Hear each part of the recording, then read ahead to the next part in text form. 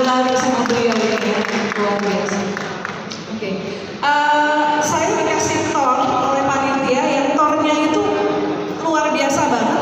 Saya bilang sama Komandan Umar, tornya itu seperti kuliah untuk mahasiswa Fakultas Ekonomi 1 semester. Tornya. Makanya saya bilang ini kalau kayak begini, mudah-mudahan ini bisa untuk pencerahan yang kita semua nantinya sebagai alumni paling enggak punya gambaran lah sedikit ya tentang bagaimana kondisi ekonomi kita. Iya, lanjut. Iya, ini data demografi kita di Indonesia. Jumlah penduduk ini perkiraan 2025 itu sekitar 286,9 juta jiwa. Jadi kalau satu Indonesia ini dihitung jumlah penduduknya 286,69 juta jiwa. Jumlah penduduk di pertengahan 2024 itu mencapai 281,6 juta jiwa berdasarkan proyeksi BPS, atau kalau data dari Dukcapil Kemendagri itu 282,48 juta jiwa. Kenapa proyeksi? Karena BPS itu melakukan sensus per 10 tahun sekali. Jadi 2010, terakhir 2020, nanti sensus akan diadakan 2030. Sensus diadakan 10 tahun sekali. Jadi nanti kita sensus penduduk itu 2030. Makanya proyeksi di 2025 itu 286 jiwa, 286 jiwa jumlah penduduk Indonesia. Kemudian untuk tingkat dunia, kita itu negara dengan populasi terbesar keempat. Jadi kalau mau di ranking, Indonesia itu populasinya keempat terbesar di dunia. Kepadatan penduduk kalau diikut per kilometer itu 158 jiwa per kilometer. Jadi per 1 kilometer itu penduduknya itu ada 158 orang. Urbanisasi sekitar 59,63%, populasi tinggal di perkotaan. Kemudian usia median itu 30,4 tahun. Jadi ini menunjukkan Indonesia berada dalam periode bonus demografi. Dan jumlah pemuda ada 64,22 juta jiwa atau sekitar 20% dari total penduduk.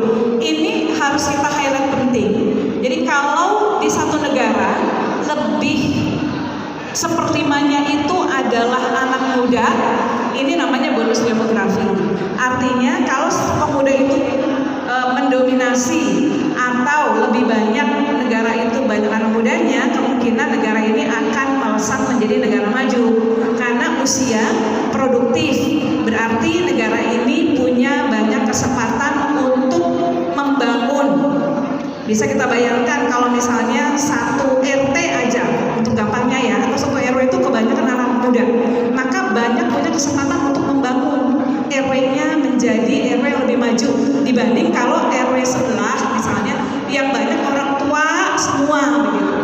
Mau apa RW sebelah kalau orang tua semua? Kalau isinya anak muda semua, itu banyak program-program yang bisa dijalankan begitu. Begitu juga dengan satu negara. Kalau satu negara itu punya bonus demografi, tapi memang pedang bermata dua.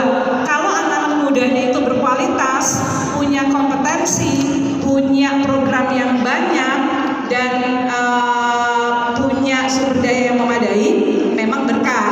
Tapi kalau anak-anak mudanya anak muda yang loyo, anak muda yang nggak punya kompetensi, yang teler, ya itu bukannya berkah, malah jadi musibah kalau bonus demografi tidak termanfaatkan dengan baik. Makanya kita dukung tuh kalau misalnya menwa itu ada di tiap kampus, bonus demografi kita melahirkan menwa yang tegap, yang membuat generasi kita generasi yang maju, itu insya Allah Indonesia bisa akan maju, insya Allah. Lanjut. Nah kemudian kalau kita ibaratkan Indonesia ini seperti keluarga besar. Nah negara ini dihuni oleh 300 kelompok etnik dan ribuan subetnik yang menggunakan lebih dari 700 bahasa daerah. Indonesia ini sudah diteliti ya, ada 700 bahasa daerah tersebar di 17.508 pulau. Yang terdata itu kita punya 17.508 pulau. Keragaman ini menciptakan sebuah mosaik budaya. Kemudian ada 6 agama yang resmi diakui di Indonesia. Kemudian adat istiadat yang disatukan di bawah semboyan Bhinneka Tunggal Ika. Kemudian ada ideologi negara kita Pancasila. Pancasila. Ada rasa persatuan dan semangat gotong royong yang kuat, kemudian ada dinamika keluarga besar dalam menghadapi tantangan seperti kesenjangan ekonomi antar daerah. Satu keluarga, tapi kan ada daerah-daerah ya. Kemudian ada disparitas pembangunan infrastruktur dan terkadang ada ketegangan sosial atau politik yang muncul dari perbedaan antar daerah ini. Ekonomi Indonesia sebagai keluarga besar dapat diibaratkan sebagai sebuah rumah tangga raksasa. Kalau kita ibaratkan keluarga, ini ada rumah tangga raksasa dengan pendapatan yang signifikan karena banyak ya, tapi tantangannya besar dengan pemerataan kue ekonomi di antara anggota keluarga yang tersebar di ribuan pulau. Ya, lanjut. Nah, kalau kita lihat Indonesia itu dari Sabang sampai Merauke, dari Miangas sampai Pulau Rote, itu kan kita nggak bisa bilang seragam semuanya. Ya, kalau kita ibaratkan ada Pulau Jawa, kalau dalam keluarga Pulau Jawa itu seperti anak sulung gitu. Ya, Pulau Jawa itu seperti anak sulung. Kalau ekonominya, ya Pulau Jawa itu anak sulung, dominasi anak sulung. Dalam struktur ekonomi Indonesia, Pulau Jawa itu seperti anak sulung atau pilar utama yang menopang hampir seluruh beban ekonomi keluarga.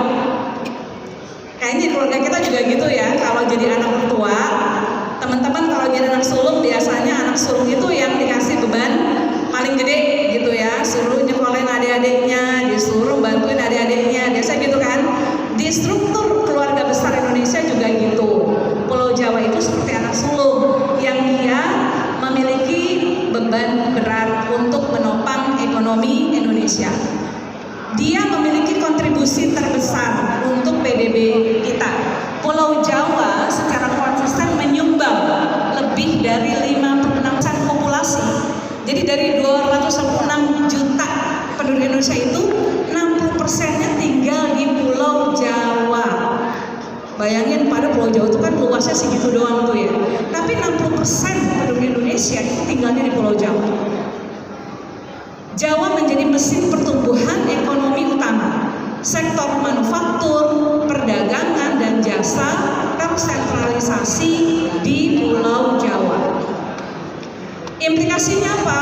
Kesejahteraan akhirnya diukur secara rata-rata seringkali merefleksikan kondisi di Jawa, sementara wilayah lain akhirnya ketinggalan.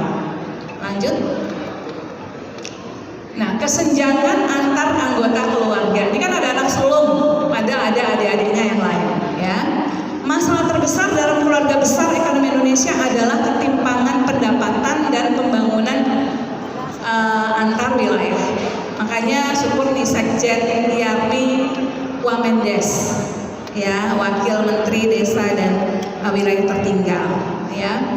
Peta kemiskinan kita beragam dan ini real ada di depan kita. Mungkin teman-teman yang berasal dari daerah-daerah timur, ya, itu terasa ya. Tingkat kemiskinan sangat bervariasi. Provinsi dengan tingkat kemiskinan terendah seperti Bali atau DKI Jakarta, Bali itu 3,7%, DKI itu 4,6%, sangat kontras dengan provinsi-provinsi di wilayah timur Indonesia. Suami saya itu asalnya dari Maluku, dari Tual, dari Pulau K. Ada di sini perwakilan Maluku, ada ya Kak Rus di sini ya. Datang nggak dari Maluku? Ada dari Maluku. Nah, suami saya dari Pulau K. Ayahnya K, ibunya dari Banda, suami saya. Nah, kontras ya antara provinsi dengan tingkat kemiskinan terendah dengan di barat dengan di wilayah Indonesia Timur itu seringkali memiliki angka kemiskinan yang lebih tinggi. Jadi memang kesenjangan antar provinsi itu terlihat begitu ya. Kemudian pembangunan infrastruktur juga demikian. Disparitas terlihat jelas dari akses terhadap infrastruktur dasar seperti listrik, air bersih, jalan, internet, dan layanan publik, pendidikan, kesehatan yang lebih maju di wilayah barat, Sumatera, Jawa, Bali, dibandingkan dengan wilayah timur, ya, Maluku, Papua, NTB. Sektor penggerak juga berbeda. Meskipun Jawa dominan di manufaktur, provinsi lain bergantung pada sektor yang berbeda, seperti pariwisata di Bali, Nusra atau pertambangan perkebunan di Kalimantan Sumatera. Ini nanti implikasinya kepada pendapatan daerah. Ya, lanjut. Nah, dinamika hubungan antar anggota keluarga. Kan tadi kita ibaratkan Indonesia itu seperti keluarga besar, begitu ya. Nah, ada disparitas regional dan kesenjangan. Masalah terbesar dalam keluarga besar ini adalah kesenjangan yang mencolok antara anggota yang makmur dan anggota yang masih berjuang. Jadi di keluarga besar Indonesia itu ada anggota yang udah makmur, pendapatannya bagus, ada anggota keluarga lain yang masih berjuang. Nah, kesenjangan pembangunan, terdapat perbedaan signifikan dalam indeks pembangunan manusia. Provinsi di Indonesia bagian timur seperti Papua, Papua Barat, Maluku, NTT secara konsisten memiliki IPM yang lebih rendah dibandingkan dengan provinsi wilayah barat, DKI Jakarta, Jogja, Bali, Sumatera, begitu ya. Kemudian akses infrastruktur, anggota keluarga di daerah terpencil seringkali menghadapi biaya logistik yang jauh lebih tinggi dan akses terbatas terhadap listrik, air bersih, dan konektivitas digital. Dan ini secara langsung akan berpengaruh terhadap potensi ekonomi lokal.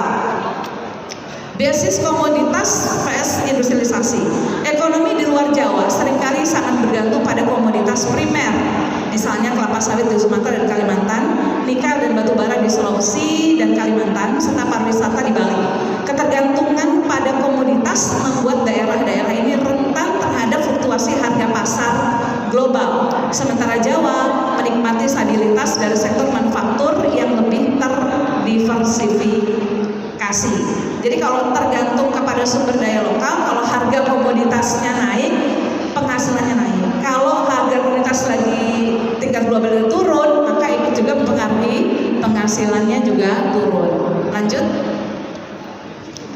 Nah, pemerintah pusat, nah sekarang bagaimana mengatur keuangan keluarga?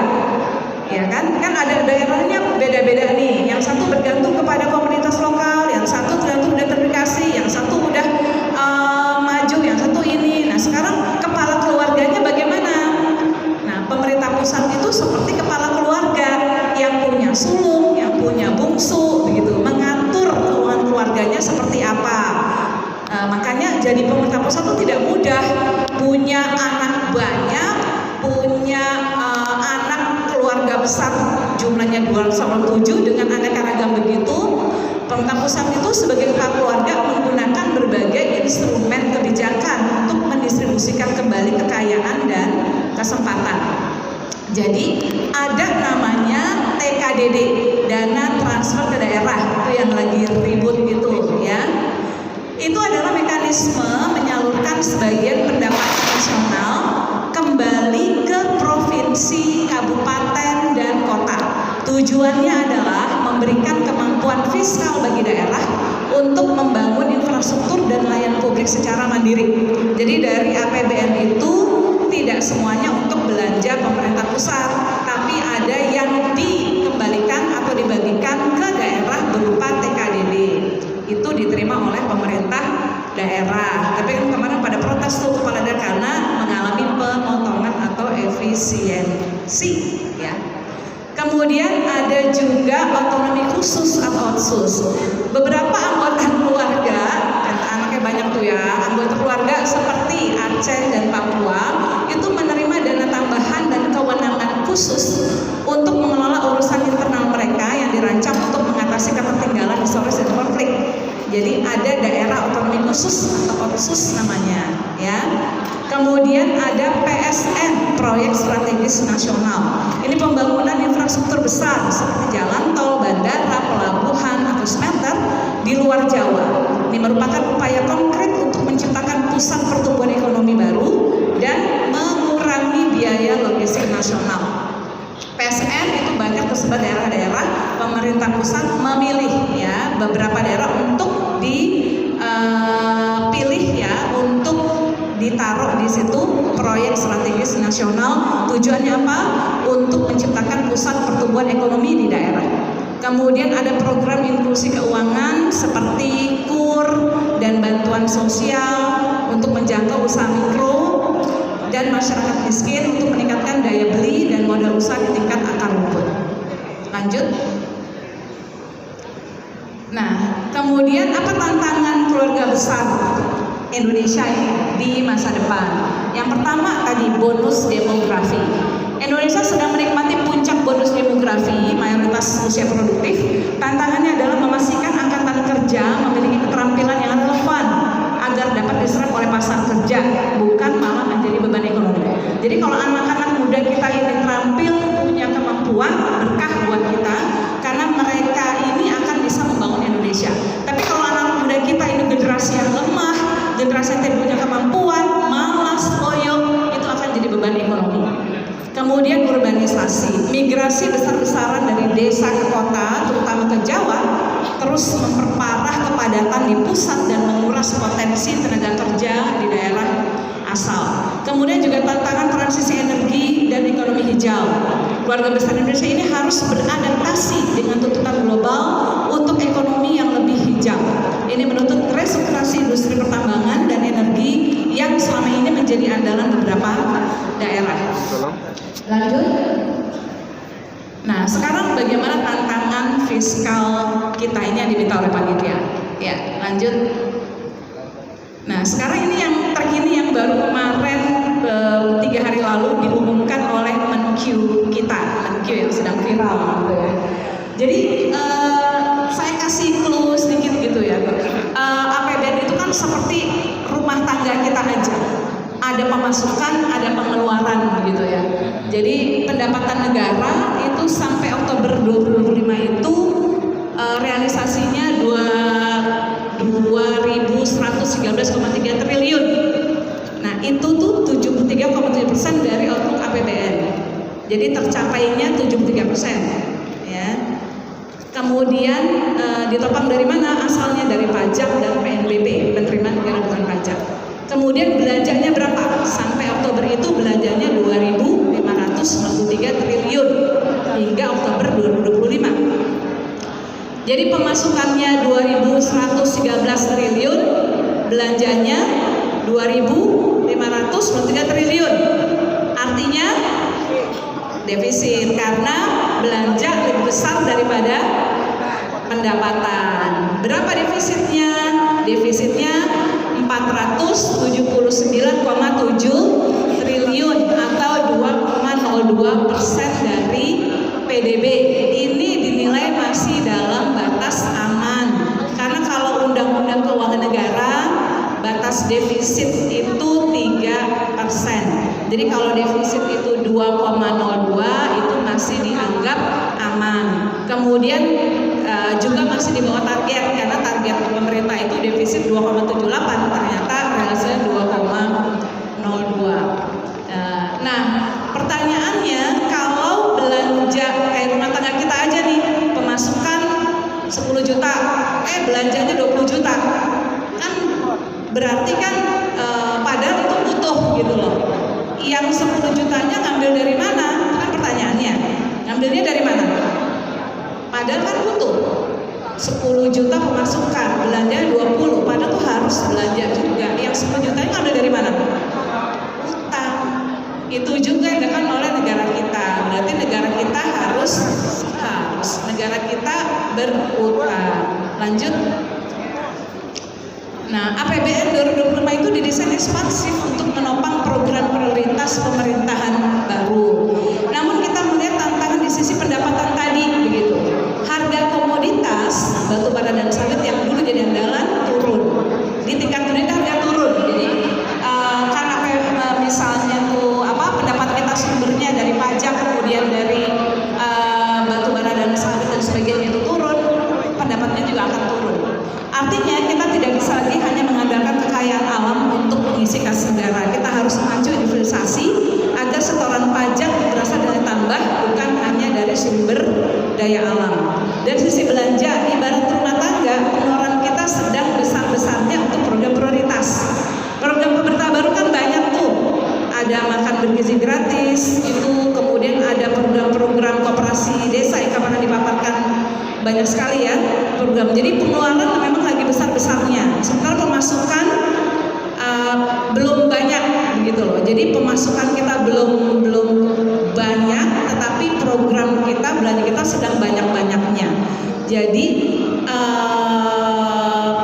karena pengeluarannya lagi belum bisa digenjot banyak, akibatnya kita harus berutang. Nah, catatan saya itu utang boleh asal untuk hal yang produktif, bukan habis untuk bayar bunga saja, karena ruang gerak fiskal kita jadi sempit gitu.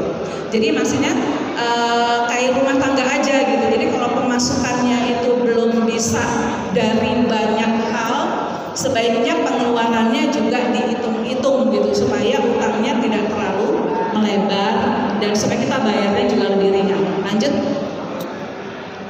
Nah, terus banyak yang nanya begitu ya. Terus kalau misalnya kita utang melulu, apakah kita bangkrut? Jawabannya enggak. Ya, apakah negara kita bangkrut karena kita banyak utang? Karena kita juga baru menarik utang baru sebesar 570 triliun. Utang kita kemarin itu 9.000 triliun lebih. Baru narik utang baru 570 triliun. Terus apakah kita bangkrut? Jawabannya enggak. Tapi kondisi sekarang dompet kita sedang ketat. Ya, dompet kita sedang ketat ya. Angka defisit 2,6% itu aman secara undang-undang, tapi yang harus menjadi perhatian kita adalah kualitas utang. Narik utang boleh, tapi kualitas utang. Setiap 1 rupiah utang yang ditarik hari ini harus menghasilkan dampak ekonomi lebih baik di masa depan. Saat ini beban pembayaran bunga utang sudah sangat besar, mengurangi ruang gerak kita untuk belanja pendidikan kesehatan.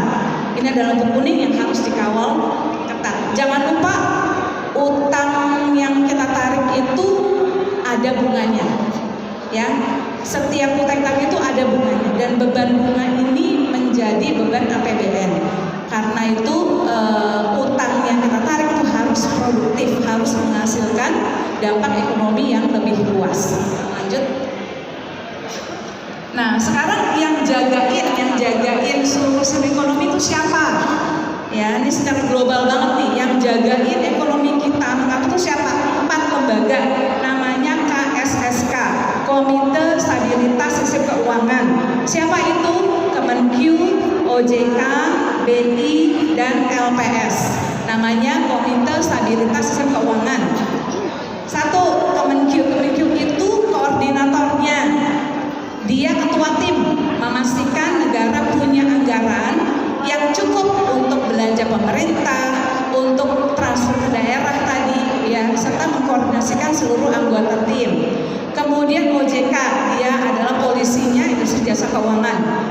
Ya, kemudian BI, tugas utamanya memastikan uang rupiah di dompet Bapak Ibu tetap bernilai, dia jaga inflasi. Ya. Kemudian LPS, tugas utamanya menjamin simpanan Bapak Ibu di bank sampai 2M. Itu untuk mencegah penarikan dana massal saat terjadi kepanikan. Jadi kalau Bapak Ibu punya tabungan itu dijamin sama LPS, kalau banknya dijamin LPS ya. Sampai 2M dana dijamin. Jadi kalau ada penarikan atau rush money itu selama banknya dijamin LPS, dana Bapak Ibu aman. Lanjut. Nah, KSSK ini itu seperti tim dokter gawat darurat yang menangani seorang pasien kritis. Jadi ekonomi Indonesia itu kalau lagi krisis ditangani oleh tim KSSK ini, begitu ya. Setiap anggota tim memiliki spesialisasi dan tugas masing-masing untuk memastikan pasien tetap hidup dan pulih. Fungsi KSSK secara keseluruhan adalah seperti tim dokter yang berkoordinasi erat, mengadakan rapat rutin untuk memantau kondisi pasien, siap bertindak cepat secara bersama-sama jika kondisi pasien memburuk. Mereka memastikan tidak ada satu dokter pun yang bekerja sendiri-sendiri tanpa komunikasi. Jadi 4 itu. Lanjut. Nah, ini tentang fintech dan bank digital. Ini yang sedang marak ya. Digitalisasi itu pedang bermata dua. Karena ekonomi kita itu sedang menuju digitalisasi. Ini pedang bermata dua. Ya, satu sisi pedagang bakso di pinggir jalan sekarang bisa menerima pembayaran non tunai. Kris sudah masuk ke pedagang-pedagang kecil. UMKM kita sekarang udah bisa pakai non tunai, kris. Di sisi lain, kemudahan akses utang melalui pinjol, judol, pay later, ya, itu juga digitalisasi. Jadi digitalisasi itu pedang bermata dua. Satu sisi kita menyambut digitalisasi dalam ekonomi, tapi dia pedang mata dua.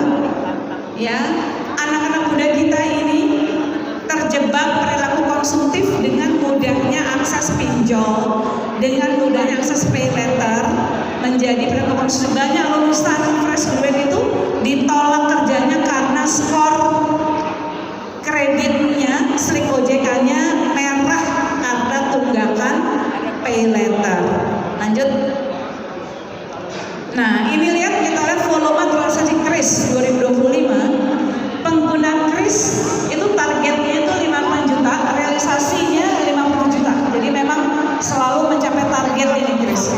Merchant kris itu ada 39,3 juta 2025. Volume transaksi kris itu mencapai 6,1 miliar. Nilai transaksi kris 2025 itu 317 triliun. Itu untuk Q2 di kuartal 2. Di kuartal 2 2025. Hanya di kuartal kedua. Ya, jadi kalau di dalam 1 tahun itu bisa dikalikan aja kali 4 ya.